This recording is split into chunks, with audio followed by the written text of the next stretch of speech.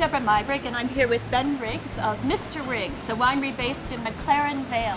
McLaren Vale was always known as the middle palate of Australia, and a lot of the great wines made in McLaren Vale were always blended into wines from all over Australia. When I first moved to McLaren Vale in 1988, Hardy's were the only major company in the district, and they didn't have one single product with McLaren Vale written on the label. And I think what we've done in the last 20 years is the small companies are the ones that have driven the success of the district, and it's helped a lot as far as people recognising McLaren Vale.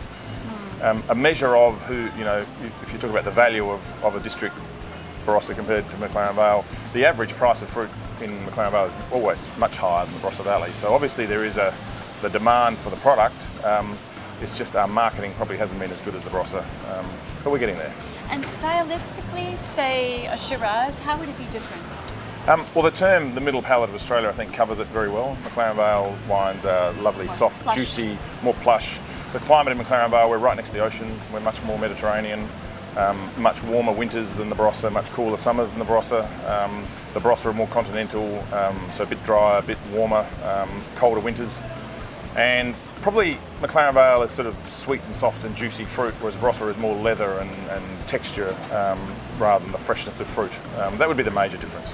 Now, speaking of leather and different types of fruit, you have worked in Napa, you have worked in Bordeaux, you have worked in southern France, you've worked in Italy, and you've worked in Greece.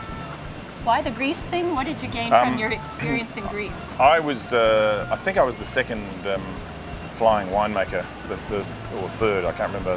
Nigel Sneed worked in the south of France the year before me for the Sunday Times Wine Club for Tony Lathwaite, and the following year I worked with Martin Shaw and John Belsham, who worked in Bordeaux, and I worked in Limoux. And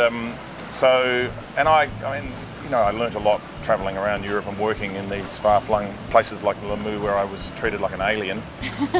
So what is it that makes your blend so special? What are the considerations you have in making a top quality blend? I'm not sure they are so special, but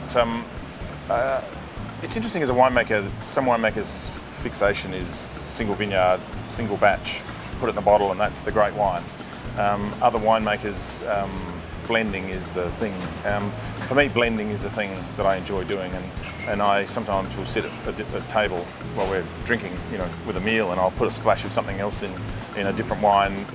It's just what I like to do, and I suppose the outcome is always about striving for balance, for freshness, for the thing that's this elusive character that there is no real description that I know of that describes, but that thing about a glass of wine that makes you feel like having another mouthful. That sort of, which doesn't happen with wines that are overt in any way. It's something about, it's about balance and subtlety, and a big, rich, powerful red wine can still have this feature that invites you back for more, just like a 9% alcohol German Riesling that's very delicate can invite you back for more. And I think that comes from balance, from filling the holes, from adding the length, and so that's what I strive for. Right then, we'll leave you to the winemaking. Cheers. Thank you so much.